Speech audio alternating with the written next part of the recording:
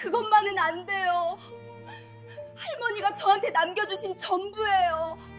수천억 재벌 회장 앞에서 아들이 폭탄 선언을 합니다. 재래시장 만두집 여자와 결혼하겠다고요. 분노한 회장이 직접 정체를 숨기고 찾아간 그곳에서 마주한 충격적인 진실은 무엇이었을까요? 사연 시청 전 구독과 좋아요 부탁드립니다. 달그락. 순간 묵직한 은수저가 이탈리아산 대리석 테이블 위로 떨어졌습니다. 그 소리가 200평짜리 대저택의 높은 천장을 타고 메아리 쳤습니다. 마치 누군가의 심장이 바닥으로 곤두박질 치는 소리 같았습니다. 대한민국 식품업계에 살아있는 전설, 대성푸드 최만식 회장이었습니다. 포브스가 선정한 국내 자산가 순위 47위, 연매출 8조 원의 거대 기업을 이끄는 재계의 거물이었습니다. 그런 그가 지금 마치 벼락을 맞은 사람처럼 굳어버린 것입니다. 저녁 식탁 위에는 최고급 한우 안심 스테이크가 놓여 있었습니다. 프랑스에서 공수해온 트러플 오일이 뿌려져 있었고, 소믈리에가 직접 고른 300만 원짜리 와인이 디켄터 안에서 붉게 숨을 쉬고 있었습니다. 하지만 최 회장의 눈에는 그 어떤 것도 들어오지 않았습니다.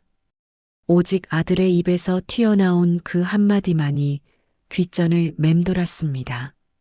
재래시장, 만두, 여자. 최 회장의 손가락이 하얗게 질릴 때까지 테이블볼을 움켜쥐었습니다. 주름진 손등 위로 핏줄이 불끈 솟아올랐습니다. 그의 얼굴이 천천히 불그락 푸르락 변해갔습니다. 외아들 지우는 아버지의 맞은편에 단정하게 앉아 있었습니다.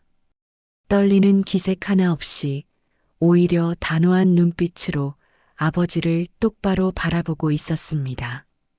그 눈빛에는 이미 결심이 서 있었습니다. 아버지가 뭐라고 하든 자신의 결정은 바뀌지 않을 것이라는 무언의 선언이었습니다. 최 회장은 아들의 그 눈빛이 낯설었습니다. 어릴 때부터 순하디순해서 자신이 시키는 대로만 해왔던 아이였습니다. 명문대 경영학과를 나오게 했고, 미국 MBA 유학을 보냈고, 회사 전략 기획팀장 자리에 앉혔습니다. 모든 것이 자신의 계획대로였습니다. 그랬던 아이가 지금 생전 처음 보는 반항의 눈빛을 하고 있는 것입니다. 집사와 가정부들은 숨을 죽이고 구석에 서 있었습니다. 이 집에서 20년 넘게 일한 베테랑들이었지만 이런 살벌한 분위기는 처음이었습니다. 누구 하나 감히 움직이지 못했습니다. 마치 시간이 멈춘 것 같았습니다. 최 회장은 천천히 의자에서 일어났습니다. 그의 그림자가 크리스탈 샹들리에 불빛 아래에서 길게 늘어졌습니다. 이른이 넘은 나이에도 불구하고 여전히 당당한 체구였습니다. 한평생 전쟁터 같은 비즈니스 세계에서 살아남은 사람 특유의 위압감이 그의 몸 전체에서 뿜어져 나왔습니다. 그는 천천히 아들에게 다가갔습니다. 구두 뒷굽이 대리석 바닥을 두드리는 소리가 장송곡처럼 무겁게 울렸습니다. 지훈의 바로 앞에 선 최 회장은 아들을 내려다보았습니다. 그 눈빛은 얼음장보다 차가웠습니다. 한참을 말없이 노려보던 최 회장이 입을 열었습니다.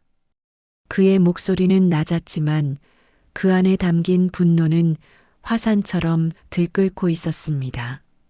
지훈을 향해 쏟아지는 말들은 비수처럼 날카로웠습니다.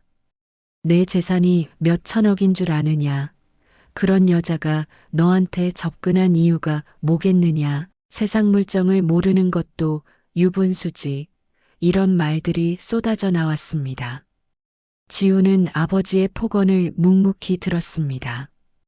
그의 주먹이 무릎 위에서 하얗게 질려갔지만 끝내 고개를 숙이지는 않았습니다. 식탁 위의 음식은 식어가고 있었습니다. 완벽하게 굽힌 스테이크의 육즙이 마르고 와인의 향은 공기 중으로 날아가 버렸습니다. 수백만 원어치의 저녁 식사가 손도 대지 못한 채 버려질 운명에 처해 있었습니다. 하지만 최 회장은 그런 것쯤은 안중에도 없었습니다. 그의 머릿속은 오직 한 가지 생각으로 가득 차 있었습니다. 대성푸드의 유일한 후계자가 재래시장 만두장수와 결혼을 하겠다니 자신이 평생을 바쳐 일군 모든 것이 한순간에 무너지는 느낌이었습니다. 최 회장은 등을 돌려 거실 창가로 걸어갔습니다. 통유리창 너머로 서울의 야경이 보석처럼 반짝이고 있었습니다. 저 아래 도시의 불빛들이 마치 자신의 발 아래 있는 것처럼 느껴지던 때가 있었습니다. 하지만 오늘 밤 그 불빛들은 그저 차갑고 쓸쓸하게 느껴졌습니다. 문득 10년 전 세상을 떠난 아내 생각이 났습니다. 그녀가 살아 있었다면 이런 상황에서 뭐라고 했을까요? 아마 자신의 편을 들어줬을 것입니다. 그녀는 언제나 현명한 여자였으니까요. 그런데 왜인지 마음 한구석이 쿡쿡 쑤셨습니다. 최 회장은 창문에 비친 자신의 얼굴을 보았습니다. 주름이 깊게 파인 얼굴, 희끗희끗한 머리카락.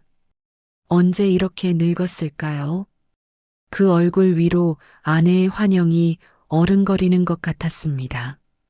그날 밤 최 회장은 한숨도 자지 못했습니다. 거대한 침실의 킹사이즈 침대는 넓기만 했습니다. 옆자리는 텅 비어 있었습니다. 10년 전부터 그래왔습니다. 아내가 암투병 끝에 눈을 감은 그날 이후로 이 침대의 절반은 영원히 비어버린 것입니다. 최 회장은 몸을 뒤척이다 결국 자리에서 일어났습니다. 벽에 걸린 시계는 새벽 3시를 가리키고 있었습니다. 실내복 위에 가운을 걸치고 침실을 나섰습니다. 텅 빈 복도에 자신의 발소리만 쓸쓸하게 울렸습니다. 서재의 문을 열었습니다. 한쪽 벽면을 가득 채운 책장, 호두나무로 만든 고급 책상, 그리고 창가에 놓인 가죽 소파. 모든 것이 제자리에 있었지만 어딘가 허전했습니다. 최 회장은 책상 의자에 앉았습니다. 서랍에서 양주병을 꺼내 글라스에 따랐습니다. 황금빛 액체가 출렁이며 잔에 채워졌습니다. 한 모금 마시니 목구멍이 타들어갔습니다. 하지만 마음속의 불은 꺼지지 않았습니다. 머릿속에서 아들의 단호한 눈빛이 떠나질 않았습니다. 대체 그 여자가 뭐길래, 어떤 요술을 부렸길래 내 아들이 저렇게 변한 것일까? 생각하면 할수록 분통이 터졌습니다. 최 회장은 비서실장에게 전화를 걸려고 핸드폰을 집어들었습니다. 뒷조사를 지시하려는 것이었습니다.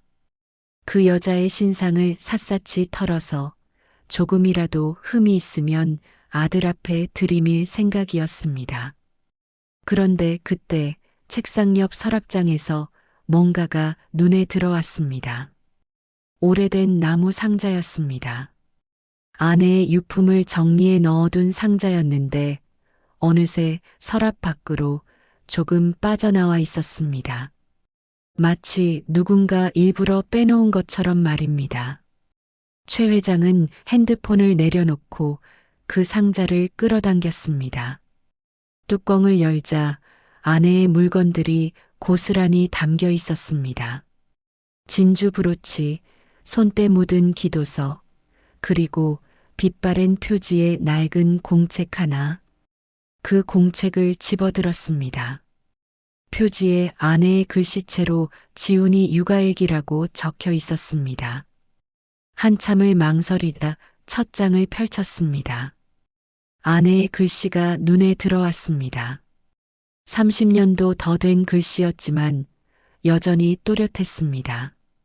지훈이가 처음 걸음마를 뗀 날의 기록, 처음 엄마라고 말한 날의 감격, 유치원에서 친구와 싸우고 울며 돌아온 날의 걱정.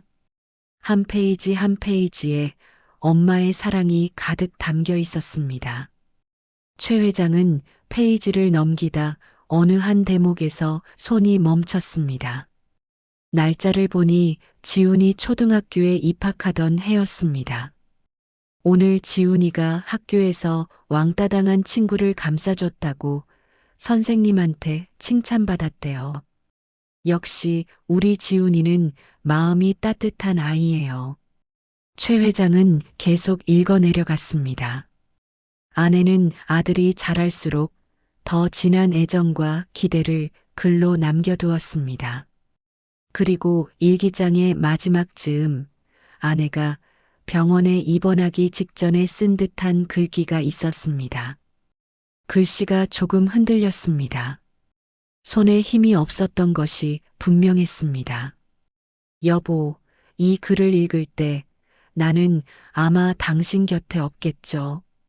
지훈이 부탁해요. 우리 지훈이는 정말 마음이 따뜻한 아이예요. 나중에 지훈이가 사랑하는 사람이 생기면 돈이나 집안 말고 그 사람의 마음을 봐줘요. 지훈이가 선택한 사람이라면 분명 좋은 사람일 거예요. 당신도 사실은 따뜻한 사람이잖아요. 처음 나한테 다가왔을 때 당신은 빈손이었지만 누구보다 진심이었어요. 그걸 잊지 말아요. 최 회장의 눈시울이 뜨거워졌습니다. 손가락으로 아내의 글씨를 쓰다듬었습니다. 마치 그녀의 손을 잡는 것 같았습니다. 사실이었습니다. 지금은 대한민국 굴지의 재벌이 됐지만 처음 아내를 만났을 때 자신은 아무것도 없는 시골 청년이었습니다.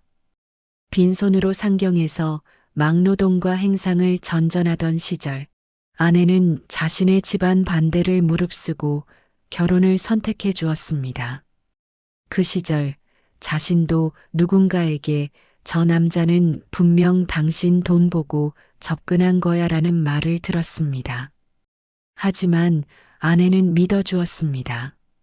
최 회장은 일기장을 가슴에 꼭 안았습니다.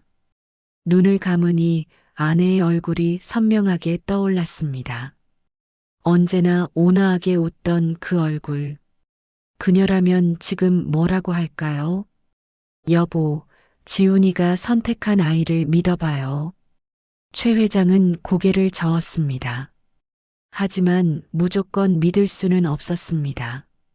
자신은 수십 년간 비즈니스 세계에서 굴러왔습니다. 겉으로는 천사같이 보여도 속으로는 칼을 품고 있는 인간들을 수없이 봐왔습니다. 그래도 아내의 말이 마음에 걸렸습니다.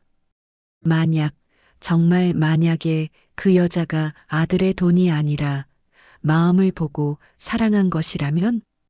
그렇다면 자신이 아들에게 씻을 수 없는 상처를 주는 것은 아닐까요? 최 회장은 일기장을 책상 위에 조심스럽게 내려놓았습니다. 결심이 섰습니다. 뒷조사는 하지 않겠다고 마음먹었습니다.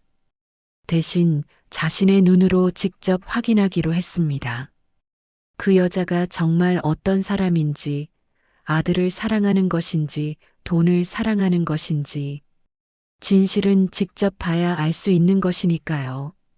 다음 날 아침, 최 회장은 평소와 다르게 서둘러 일어났습니다. 하지만 회사로 향하지 않았습니다.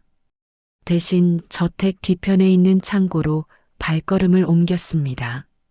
수십 년 동안 열어보지 않은 공간이었습니다. 먼지가 자욱하게 내려앉아 있었고 거미줄이 구석구석 쳐져 있었습니다. 최 회장은 창고 안을 뒤지기 시작했습니다. 오래된 캠핑 장비 사이, 아이들 장난감 상자 뒤, 그리고 구석에 처박혀 있던 낡은 박스들 속을 헤집었습니다. 마침내 찾던 것을 발견했습니다. 30년도 더 된 허름한 등산복이었습니다. 색이 바래고 여기저기 해진 곳이 있었지만 오히려 더 좋았습니다.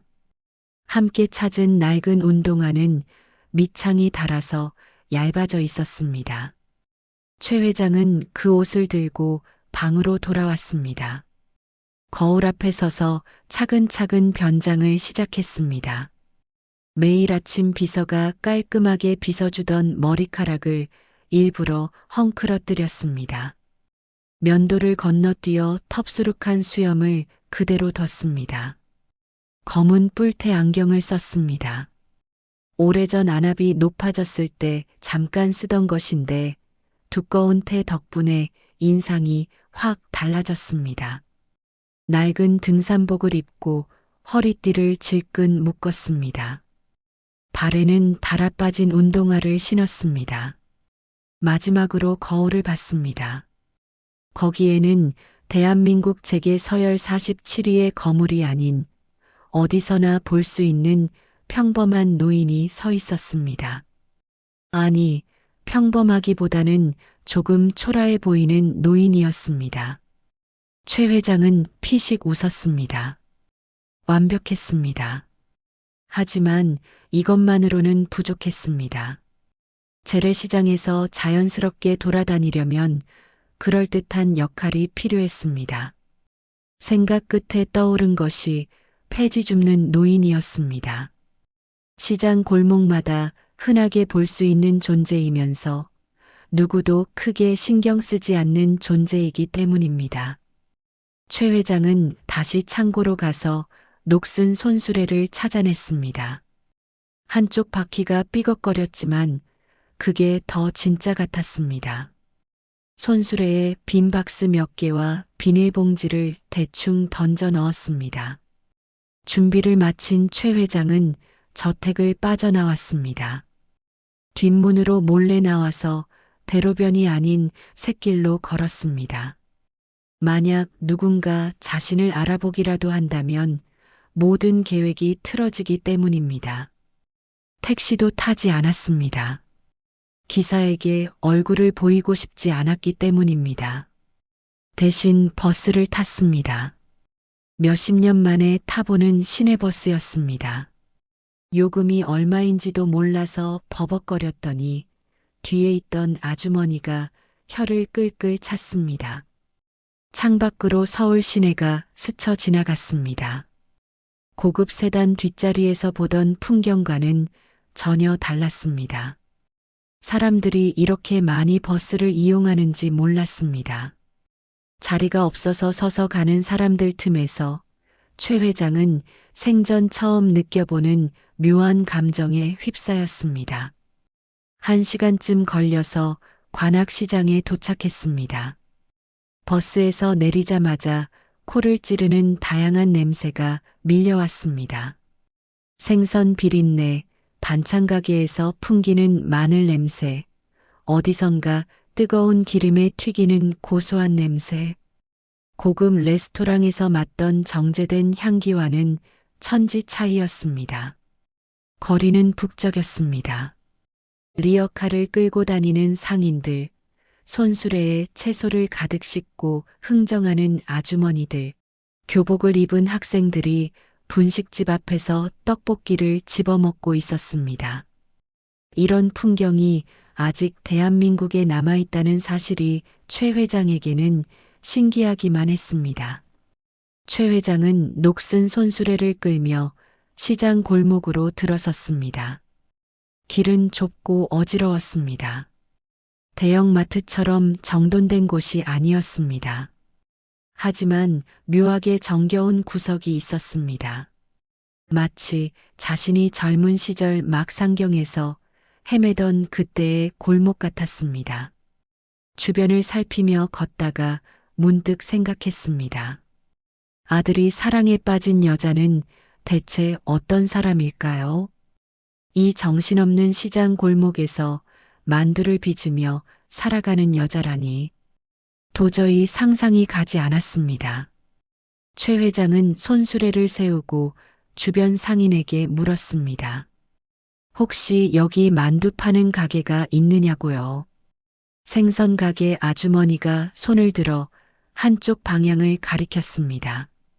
저 골목 끝에 연화만두라고 있어. 젊은 아가씨가 혼자 하는 데야. 최 회장은 고개를 끄덕이고 그 방향으로 걸음을 옮겼습니다. 심장이 조금 빨리 뛰었습니다. 드디어 그 여자를 직접 볼 수 있게 되는 것입니다. 골목 끝에 작은 가게가 보였습니다. 연화만두라고 적힌 허름한 간판이 걸려 있었습니다.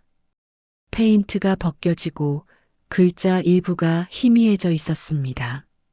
가게 앞에는 낡은 찜기가 놓여 있었고 그 안에서 하얀 김이 모락모락 피어오르고 있었습니다. 최 회장은 심호흡을 했습니다. 이제 연극이 시작되는 것입니다. 최 회장은 떨리는 손으로 연화만두의 낡은 유리문을 밀었습니다. 삐걱 하는 소리와 함께 문이 열렸습니다. 가게 안으로 들어서자 따뜻한 공기와 함께 구수한 만두 냄새가 코끝을 감쌌습니다. 그 냄새를 맡는 순간 최 회장의 가슴이 뭉클해졌습니다. 어디선가 맡아본 것 같은 그리운 냄새였습니다. 가게는 정말 작았습니다.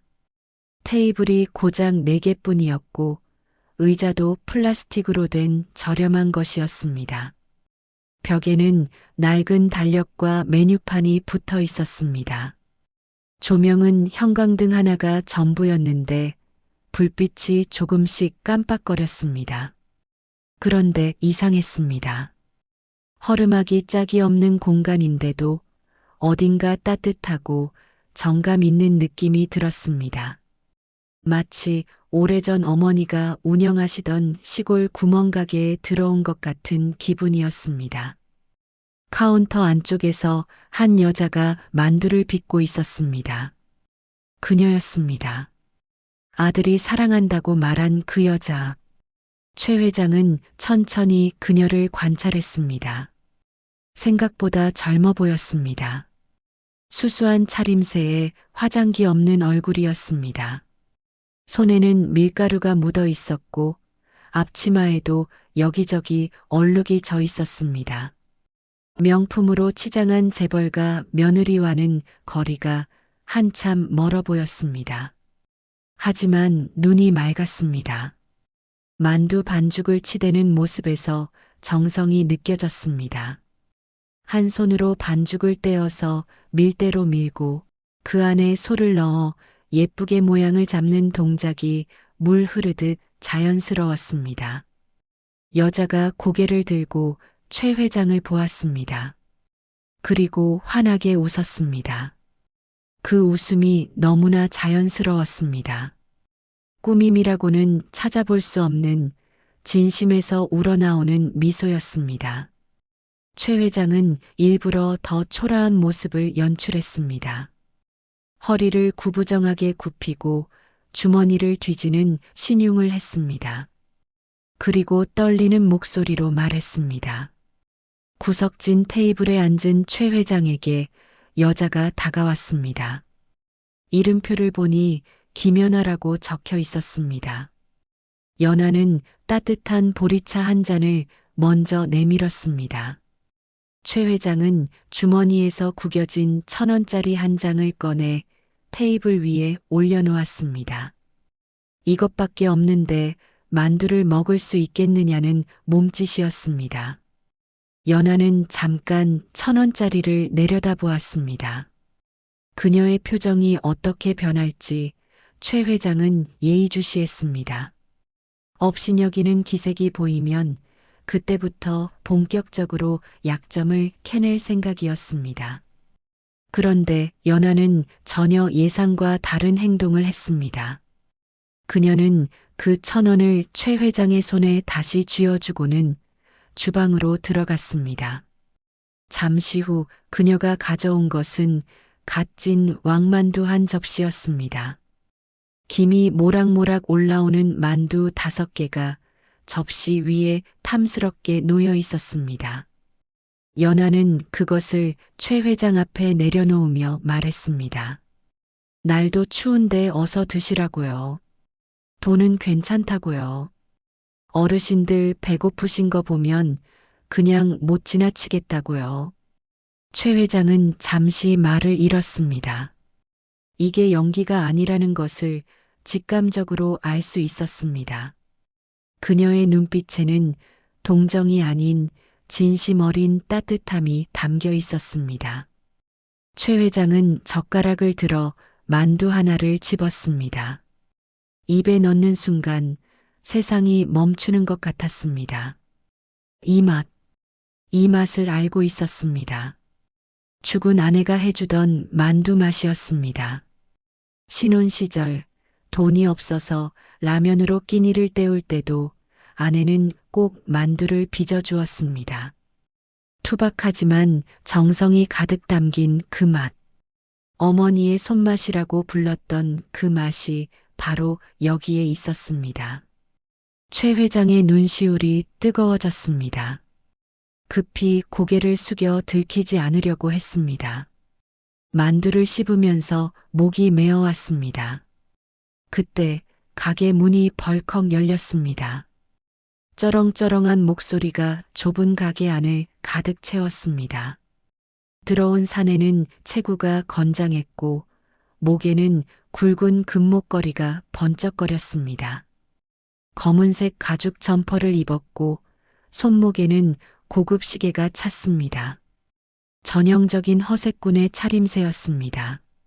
마동팔, 이 건물의 주인이라고 자처하는 사내였습니다. 그는 연하를 보자마자 불쾌한 미소를 지었습니다. 그리고 테이블을 탁탁 두드리며 말했습니다. 밀린 월세가 석 달치라고요. 이번 달까지 안 내면 가만 안 두겠다고요. 연하의 얼굴이 굳어졌습니다. 하지만 그녀는 침착하게 대응했습니다. 다음 주까지만 기다려달라고 꼭 마련하겠다고 말했습니다. 마동팔은 코웃음을 쳤습니다. 만두 몇 개 팔아서 월세를 내겠다는 거냐고 비아냥거렸습니다. 눈알이 삐뚤어지게 연하를 위아래로 훑어보았습니다. 그 눈빛에는 탐욕과 음흉함이 가득했습니다.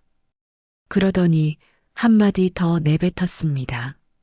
자기랑 밥이나 한번 먹자고요. 그러면 월세 좀 봐줄 수도 있다고요.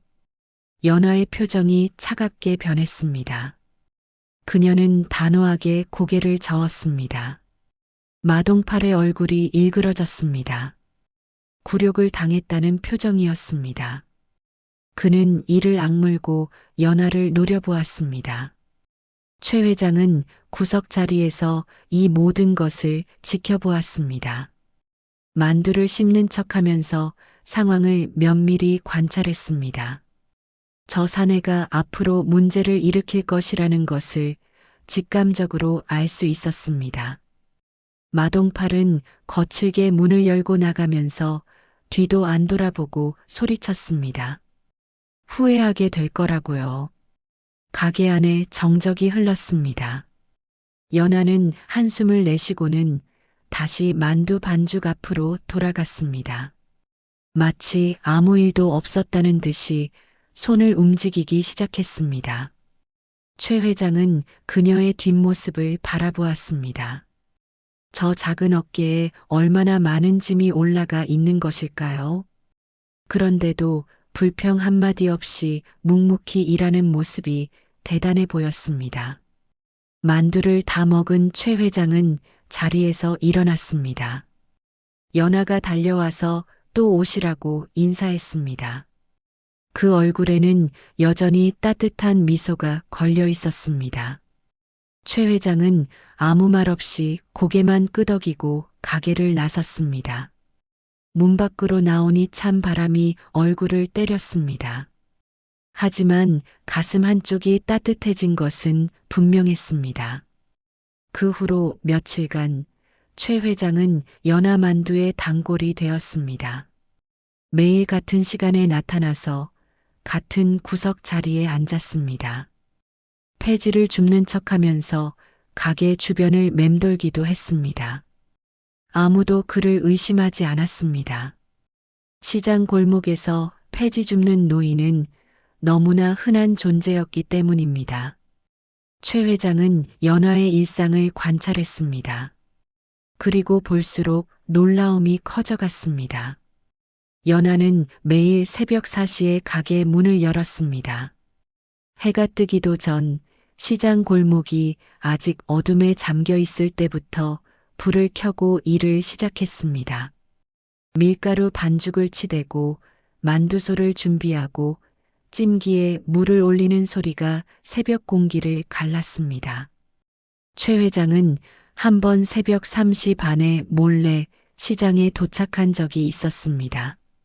숨어서 지켜보니 연화는 어김없이 사시 정각의 가게에 불을 켰습니다.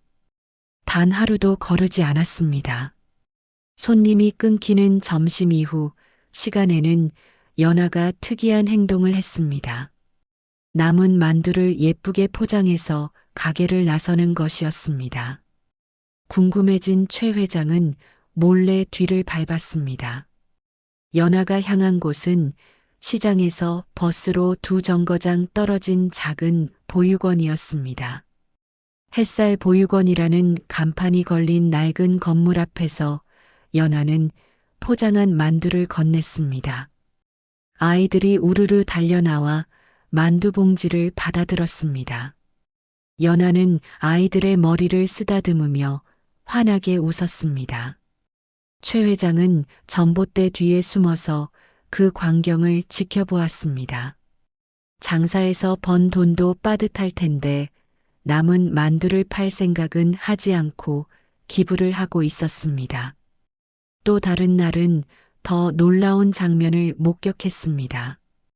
아들 지훈이 가게를 찾아온 것입니다. 최 회장은 급히 모자를 눌러쓰고 가게 밖 골목에 숨었습니다. 유리창 너머로 두 사람의 모습이 보였습니다. 지훈은 예쁜 선물 상자를 들고 있었습니다. 명품 가방이 분명했습니다. 포장지의 로고가 눈에 익었습니다. 최소 수백만 원은 할 물건이었습니다. 그런데 연화가 그것을 받지 않았습니다. 손을 내저으며 고개를 흔들었습니다. 표정이 진지했습니다. 한참을 실랑이 하더니 결국 지훈이 쓴웃음을 지으며 선물 상자를 다시 가방에 넣었습니다. 최 회장은 귀를 기울였습니다. 희미하게 연화의 목소리가 들렸습니다. 비싼 거 사주는 것보다 같이 시간 보내는 게 더 좋다고요. 자기는 그런 명품 들고 다닐 사람이 아니라고요. 부담스럽다고요. 최 회장은 그 말을 듣고 머리를 한 대 맞은 기분이었습니다. 돈을 보고 접근한 여자가 명품 선물을 거절한다고? 말이 안 되는 일이었습니다. 그날 밤 최 회장은 시장 골목 어귀에 있는 낡은 벤치에 앉아 한참을 생각했습니다. 머리 위로 가로등 불빛이 희미하게 비추고 있었습니다.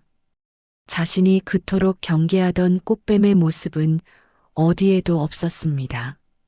연화는 새벽부터 밤까지 성실하게 일했고 남는 것은 나눠주었고 아들이 주는 비싼 선물도 마다했습니다. 이보다 더 어떻게 진심을 증명할 수 있단 말입니까? 문득 죽은 아내가 떠올랐습니다. 아내도 처음에는 그랬습니다. 자신이 조금이라도 돈을 쓰려고 하면 말렸습니다. 필요 없다고 당신이랑 같이 있는 것만으로도 충분하다고 했습니다. 그 말이 얼마나 고마웠던지요. 최 회장의 눈에서 눈물이 흘러내렸습니다. 주름진 볼을 타고 흐르는 눈물을 손등으로 훔쳤습니다.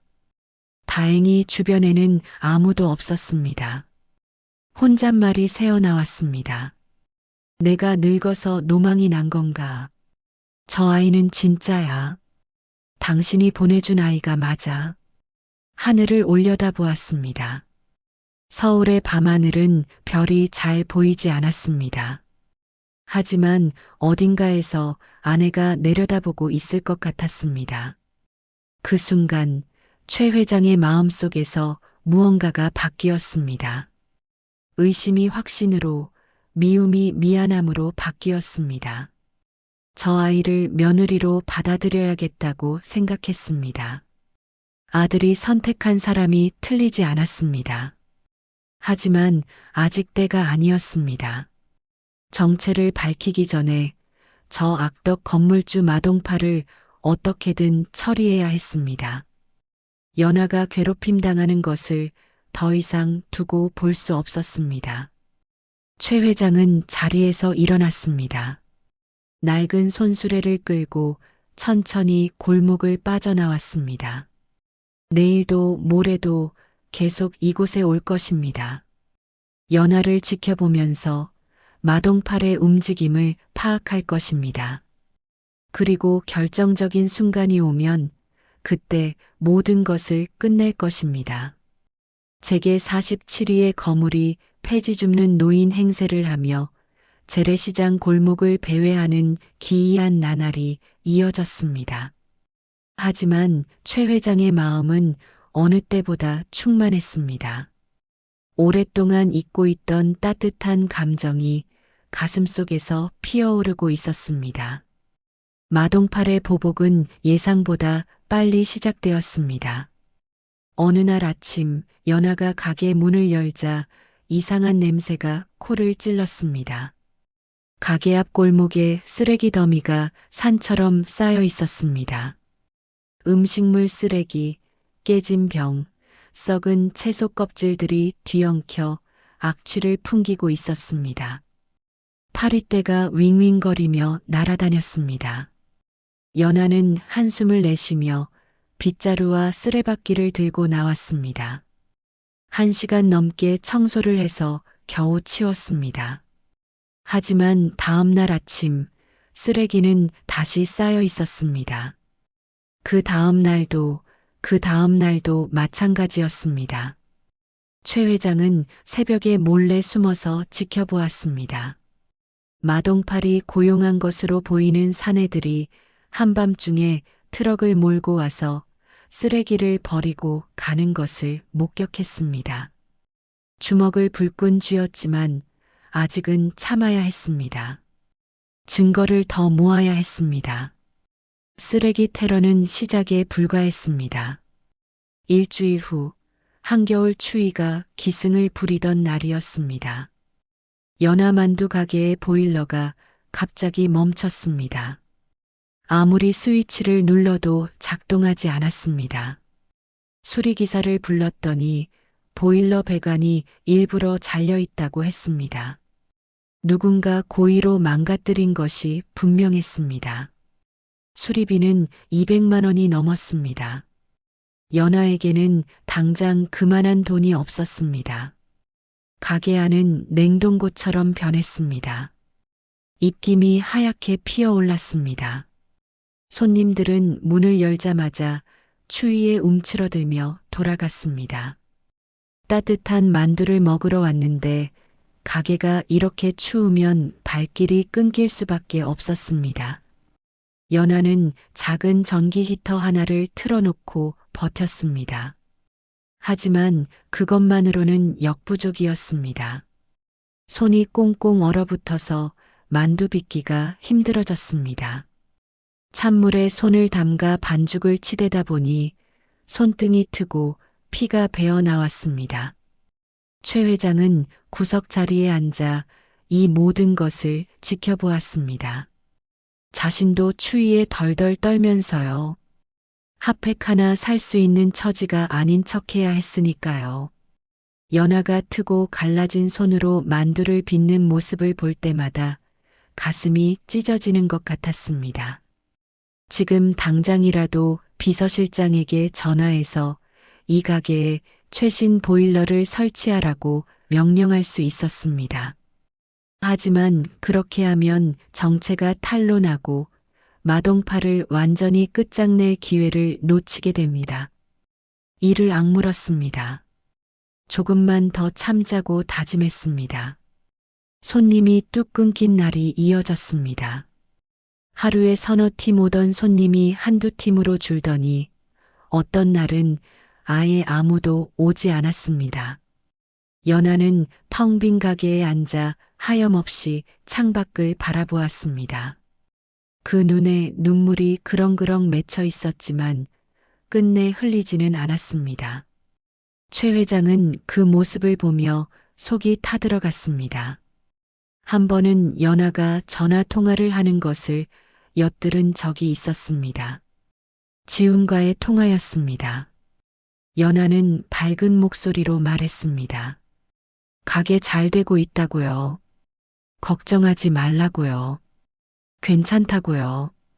전화를 끊은 연하는 한참 동안 핸드폰을 내려다보았습니다. 그리고 작게 한숨을 내쉬었습니다.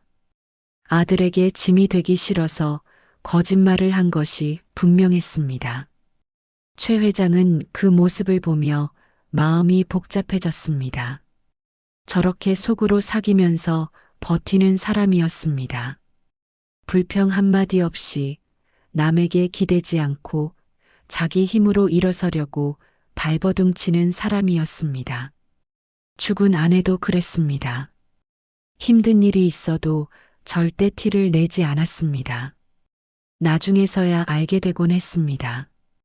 그때마다 얼마나 미안하고 안쓰러웠는지 모릅니다. 며칠 후 상황은 더 나빠졌습니다. 시장 상인들 사이에서 이상한 소문이 돌기 시작했습니다.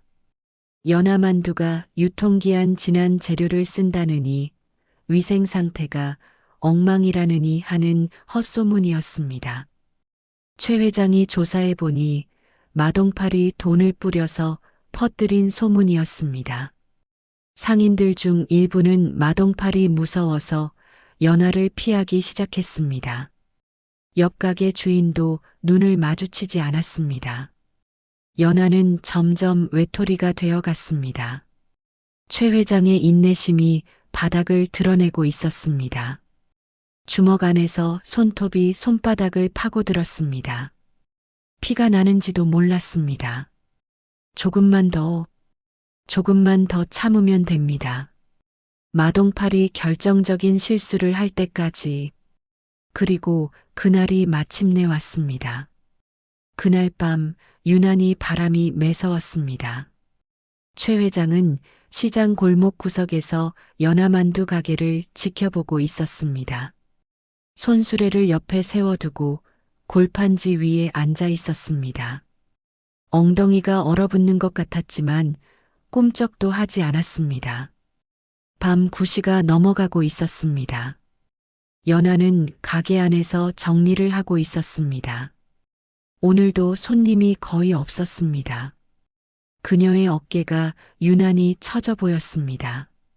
그때 골목 입구에서 헤드라이트 불빛이 비쳤습니다. 검은색 승합차 2대가 천천히 다가왔습니다. 차에서 내린 것은 마동팔과 덩치 큰 사내 대여섯 명이었습니다. 최 회장의 눈빛이 날카롭게 변했습니다. 본능적으로 핸드폰을 꺼내 동영상 촬영 버튼을 눌렀습니다. 마동팔 일당은 연하만두 가게로 성큼성큼 걸어갔습니다. 마동팔이 문을 발로 걷어찼습니다. 쾅 하는 소리와 함께 유리문이 벌컥 열렸습니다. 연하가 화들짝 놀라 뒤로 물러섰습니다. 공포에 질린 표정이었습니다. 마동팔이 거친 목소리로 소리쳤습니다. 밀린 월세 내놓으라고요. 오늘까지 안 내면 가게 빼겠다고요.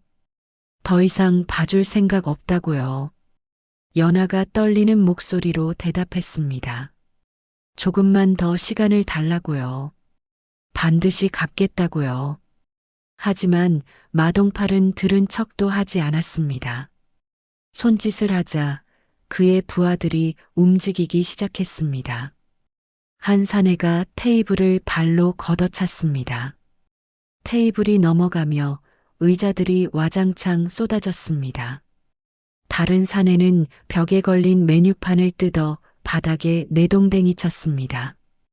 또 다른 사내는 주방으로 들어가 찜기를 발로 차 넘어뜨렸습니다.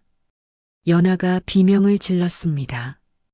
제발 그만두라고 울부짖었습니다. 하지만 아무도 귀담아 듣지 않았습니다. 최 회장은 골목 구석에서 이를 악물고 지켜보았습니다. 핸드폰을 꼭 쥔 손이 부들부들 떨렸습니다. 지금 당장 뛰어들어가 그들을 막고 싶었습니다. 하지만 참아야 했습니다. 이 모든 것을 영상에 담아야 했습니다. 이것이 결정적인 증거가 될 테니까요. 마동팔이 천천히 주방 쪽으로 걸어갔습니다. 그의 눈에 무언가가 들어온 것 같았습니다. 선반 위에 놓인 낡은 노트 한 권이었습니다. 연하의 얼굴이 사색이 되었습니다. 마동팔이 그 노트를 집어들었습니다. 표지가 누렇게 바랬고 모서리가 달아 해져 있었습니다. 오래된 물건이 분명했습니다. 연하가 달려들었습니다. 그것만은 안 된다고 소리쳤습니다. 돌아가신 할머니의 유품이라고요. 만두 레시피가 적힌 노트라고요. 자신에게 세상에서 가장 소중한 것이라고요. 마동팔은 비열하게 웃었습니다. 그리고 천천히, 아주 천천히 노트를 펼쳐들었습니다. 마치 이 순간을 즐기듯이요. 연하가 무릎을 꿇었습니다. 제발 그것만은 돌려달라고 애원했습니다. 목소리가 갈라지고 눈물이 뺨을 타고 흘러내렸습니다. 최 회장은 그 모습을 보며 심장이 터질 것 같았습니다. 저 노트가 연하에게 얼마나 소중한 것인지 알고 있었습니다. 매일 새벽 일어나 만두를 빚기 전에 연하가 제일 먼저 하는 일이 저 노트를 펼쳐보는 것이었습니다. 돌아가신 할머니의 손때가 묻은 레시피를 읽으며 하루를 시작하는 것이었습니다. 마동팔이 노트를 집어던졌습니다. 노트가 바닥에 떨어지며 종이 몇 장이 찢겨나갔습니다. 그것도 모자라 마동팔이 그 위를 밟았습니다. 구두 뒷굽으로 지니기며 비열한 웃음을 흘렸습니다. 연하의 절규가 가게 안을 가득 채웠습니다. 그녀는 바닥에 엎드려 찢겨진 종이 조각을 끌어모았습니다. 눈물이 비오듯 쏟아졌습니다. 마동팔이 연하의 머리채를 잡아 일으켜 세웠습니다. 그리고 얼굴을 가까이 들이밀며 협박했습니다. 내일까지 안 비우면 가게 자체를 밀어버리겠다고요. 그때도 이렇게 울고불고 할 거냐고요. 그리고 연하를 매몰차게 밀쳤습니다. 연하가 뒤로 낮아빠지며 깨진 유리 조각 위에 손을 짚었습니다. 손바닥에서 피가 흘러나왔습니다. 그 순간 최 회장의 안에서 무언가가 끊어지는 소리가 났습니다. 더 이상은 안 됩니다. 더 이상은 참을 수 없습니다. 최 회장은 촬영을 멈추고 핸드폰을 주머니에 넣었습니다. 그리고 천천히 자리에서 일어났습니다. 굽어있던 허리를 쭉 폈습니다. 마동팔 일당이 가게를 나서며 킬킬거리고 있었습니다. 최 회장은 그들이 차를 타고 떠나는 것을 지켜보았습니다. 검은 승합차의 번호판을 또렷하게 기억했습니다. 이제 반격할 시간입니다. 최 회장은 어둠 속에서 조용히 시장 골목을 빠져나왔습니다. 발걸음이 빨랐습니다. 더 이상 구부정하게 걷지 않았습니다. 낡은 손수레는 골목 어딘가에 버려두었습니다. 이제 그것은 필요 없었습니다. 시장 입구에서 택시를 잡았습니다. 기사에게 강남의 한 빌딩 주소를 말했습니다. 택시가 출발하자 최 회장은 핸드폰을 꺼내 전화를 걸었습니다. 신호음이 2번 울리자 상대방이 받았습니다. 비서실장 김 실장이었습니다. 최 회장의 목소리는 낮고 단호했습니다. 지금 당장 법무팀과 감사팀 전원을 소집하라고 명령했습니다. 30분 안에 회의실에서 대기하라고요. 그리고 하나 더. 관악시장 3번지 건물, 무슨 수를 써서든 오늘 밤 안으로 매입하라고요. 전화기 너머로 김 실장의 당혹스러운 목소리가 들렸습니다. 지금 새벽인데요. 건물주가 매매에 응하겠습니까? 최 회장은 짧게 답했습니다. 시가의 2배를 불러라. 3배라도 좋다. 오늘 밤 안으로 끝내라. 전화를 끄는 최 회장은 창밖을 바라보았습니다. 서울의 야경이 스쳐 지나갔습니다. 그 불빛 하나하나가 지금은 자신의 것처럼 느껴졌습니다. 30분 후 대성푸드 본사 빌딩에 도착했습니다. 최 회장은 허름한 등산복 차림 그대로 로비를 지나 엘리베이터에 올랐습니다. 경비원이 눈을 동그랗게 떴지만 곧 회장님의 얼굴을 알아보고 허리를 90도로 숙였습니다. 회의실에는 이미 법무팀장, 감사팀장, 그리고 핵심 실무자들이 모여 있었습니다. 모두들 새벽에 긴급 호출을 받고 허겁지겁 달려온 것이 분명했습니다. 넥타이가 비뚤어진 사람도 있었고 양말 색깔이 짝짝이인 사람도 있었습니다. 최 회장이 회의실 문을 열고 들어서자 모든 시선이 그에게 집중되었습니다. 그의 차림새를 보고 몇몇은 놀란 표정을 감추지 못했습니다. 하지만 아무도 감히 물어보지 못했습니다. 최 회장은 상석에 앉지 않았습니다. 대신 회의 테이블 한가운데 서서 핸드폰을 꺼냈습니다. 그리고 조금 전 촬영한 영상을 대형 스크린에 띄웠습니다. 영상이 재생되자 회의실이 술렁였습니다. 마동팔 일당이 연화만두 가게를 부수는 장면, 연화의 머리채를 잡아 끄는 장면, 할머니의 레시피 노트를 짓밟는 장면이 생생하게 담겨 있었습니다. 최 회장이 입을 열었습니다. 저 건물의 주인 마동팔이라는 자에 대해 모든 것을 파헤치라고 지시했습니다. 탈세, 불법 건축, 임차인 협박, 모든 혐의를 다 찾아내라고요. 내일 아침까지 보고서를 올리라고요. 법무팀장이 고개를 끄덕이며 메모를 했습니다. 최 회장은 계속 말을 이었습니다. 그리고 저 영상은 경찰에 제출할 것입니다. 폭행, 기물파손, 협박. 하나도 빠짐없이 고소하겠습니다. 대성푸드의 모든 법률 역량을 동원하여 저자를 사회에서 매장시킬 것입니다. 회의실에 있던 모든 사람들이 고개를 숙이고 수첩에 무언가를 적었습니다. 회장님의 눈빛이 예사롭지 않다는 것을 다들 느끼고 있었습니다. 그때 김 실장이 조심스럽게 물었습니다. 그런데 회장님, 저 가게가 회장님과 무슨 관련이 있는 것입니까? 최 회장은 잠시 침묵했습니다. 그리고 천천히 입을 열었습니다. 저 가게의 주인이 내 며느리가 될 사람이다. 회의실이 얼어붙었습니다. 모두의 눈이 휘둥그레졌습니다. 하지만 최 회장은 더 이상의 설명을 하지 않았습니다. 새벽 내내 회의가 이어졌습니다. 법무팀은 마동팔의 과거 행적을 파헤치기 시작했고 감사팀은 그의 건물 관련 서류를 분석했습니다.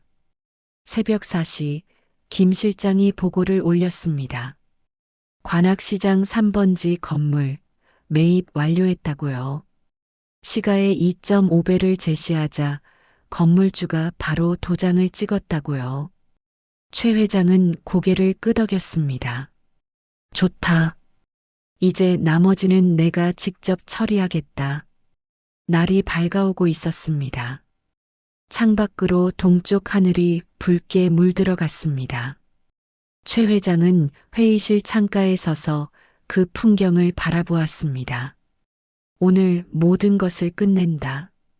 아침 해가 관악시장 위로 떠올랐습니다. 연화만두 가게 앞은 처참했습니다. 어젯밤 난동의 흔적이 고스란히 남아 있었습니다.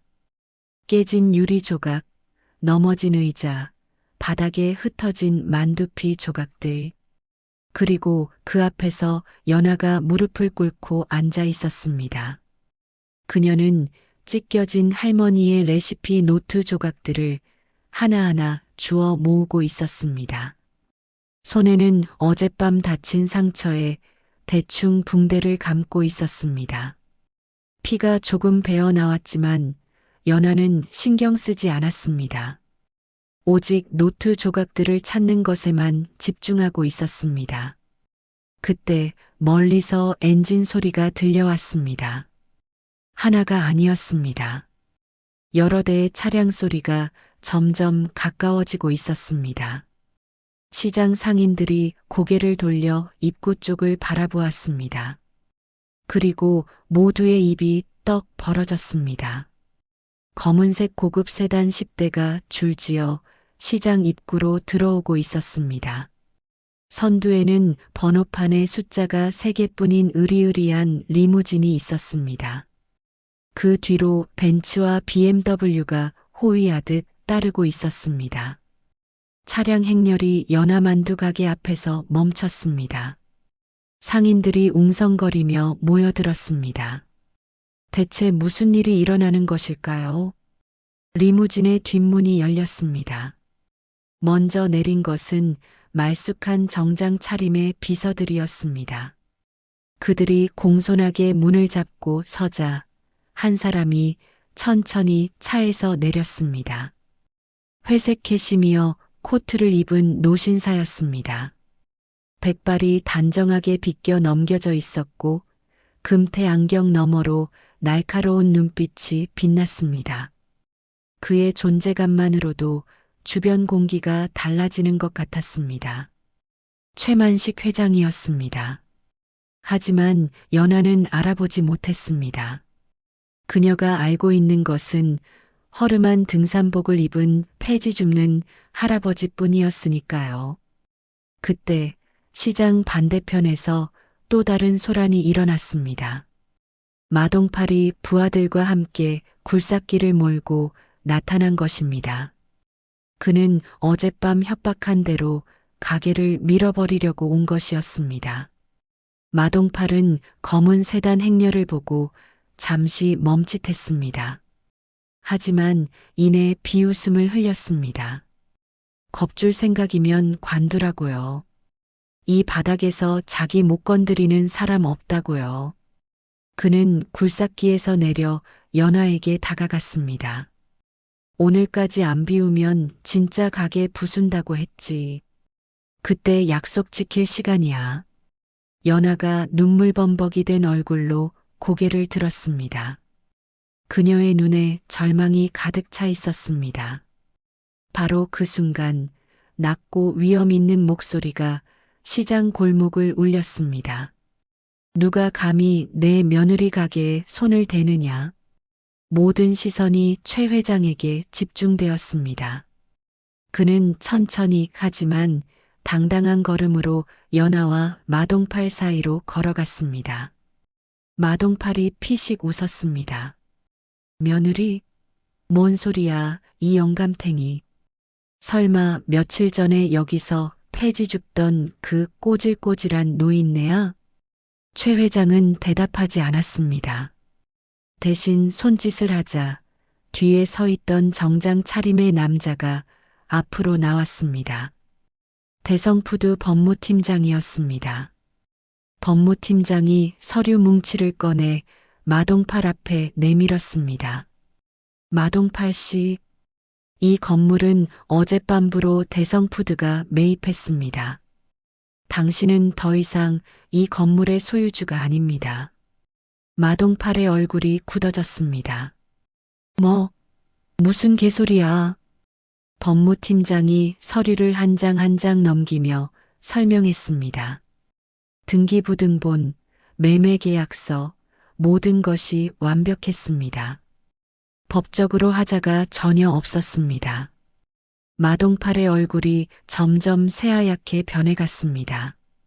그때 또 한 사람이 앞으로 나왔습니다. 감사팀장이었습니다. 그의 손에도 서류가 들려 있었습니다. 마동팔 씨, 당신은 지난 5년간 임대소득을 과소 신고해 왔습니다. 탈세액만 17억 원입니다. 국세청에 이미 신고가 접수되었습니다. 마동팔의 무릎이 떨리기 시작했습니다. 이어서 검은 정장의 남자 2명이 앞으로 나왔습니다. 사복 경찰이었습니다. 마동팔 씨, 당신을 폭행, 기물파손, 협박 혐의로 체포합니다. 당신에게는 묵비권이 있으며 마동팔이 뒤로 물러나며 발버둥 쳤습니다. 잠깐만, 이건 뭔가 잘못됐어. 내가 누군지 알아? 여기서 나한테 이럴 순 없어. 하지만 경찰은 차갑게 수갑을 채웠습니다. 마동팔의 부하들은 이미 뿔뿔이 도망친 뒤였습니다. 최 회장이 마동팔 앞에 섰습니다. 그리고 낮은 목소리로 말했습니다. 나는 대성푸드 최만식이다. 내가 건드린 여자가 누군지도 모르고 설쳤구나. 다시는 햇빛을 못 볼 줄 알아라. 마동팔의 얼굴이 허옇게 질렸습니다. 대성푸드 최만식? 제게 서열 47위의 그 최만식? 그의 다리가 풀려 그 자리에 털썩 주저앉았습니다. 경찰이 마동팔을 끌고 갔습니다. 시장 상인들이 수군거리며 그 광경을 지켜보았습니다. 난장판이 된 가게 안, 연하는 멍하니 서 있었습니다. 방금 일어난 일이 꿈인지 현실인지 구분이 가지 않았습니다. 며칠 전까지 폐지 줍던 그 할아버지가 대한민국 굴지의 재벌 회장이라니. 게다가 며느리라고 했습니다. 그게 대체 무슨 뜻인가요? 최 회장이 천천히 연하에게 다가갔습니다. 그의 눈가에 부드러운 미소가 번졌습니다. 며칠간 폐지 줍는 노인으로 지내면서 한 번도 보여주지 않았던 진심 어린 미소였습니다. 연하의 눈에서 눈물이 주르륵 흘러내렸습니다. 아직도 영문을 모르겠다는 표정이었습니다. 최 회장이 품 안에서 무언가를 꺼냈습니다. 낡은 사진 한 장이었습니다. 지훈이 어릴 때 찍은 가족 사진이었습니다. 사진 속에는 젊은 날의 최 회장과 환하게 웃고 있는 아내, 그리고 꼬마 지훈이 있었습니다. 최 회장이 그 사진을 연하에게 보여주었습니다. 그리고 말했습니다. 자신이 지훈의 아버지라고요. 며칠간 모습을 감추고 지켜봤다고요. 미안하다고요. 연하의 입이 벌어졌습니다. 그러니까 그동안 만두 드시러 오시던 할아버지가 지훈 씨의 아버지였다는 건가요? 도대체 왜 그런 모습으로? 최 회장이 연하의 손을 잡았습니다. 그의 손은 따뜻했습니다. 처음에는 의심했다고 솔직하게 말했습니다. 아들의 돈을 노리는 여자라고 생각했다고요. 하지만 직접 눈으로 보고 나서 깨달았다고요. 연하가 진심으로 지훈을 사랑한다는 것을, 돈이나 지위가 아니라 사람 자체를 사랑한다는 것을, 그리고 한마디를 더 덧붙였습니다. 죽은 아내가 보내준 사람 같다고요. 아들의 선택이 틀리지 않았다고요. 연하가 끝내 울음을 터뜨렸습니다. 무릎이 꺾이려는 그녀를 최 회장이 잡아주었습니다. 바로 그때 시장 입구에서 또 한 사람이 달려오고 있었습니다. 지훈이었습니다. 비서실장에게 연락을 받고 허겁지겁 달려온 것이 분명했습니다. 지훈은 아버지와 연아가 함께 있는 모습을 보고 멈춰 섰습니다. 눈에 눈물이 그렁그렁했습니다. 아버지가 연아의 손을 잡고 있다는 것은 모든 것이 해결됐다는 뜻이었습니다. 최 회장이 아들을 향해 고개를 끄덕였습니다. 지훈이 달려와 아버지를 껴안았습니다. 그리고 연아도 함께 안았습니다. 세 사람이 부서진 가게 한가운데에서 뜨겁게 포옹했습니다. 시장 상인들이 그 광경을 지켜보며 눈시울을 붉혔습니다. 누군가 박수를 치기 시작했습니다. 한 명, 두 명, 박수 소리가 점점 커졌습니다. 한 달 후 관악시장에 새로운 가게가 문을 열었습니다. 대성 연화만두라는 간판이 번듯하게 걸렸습니다. 예전의 허름한 가게와는 비교도 할 수 없이 깔끔하고 넓었습니다. 하지만 만두 맛은 그대로였습니다. 아니, 어쩌면 더 깊어졌습니다. 오픈 첫날 가게 앞에는 긴 줄이 늘어섰습니다.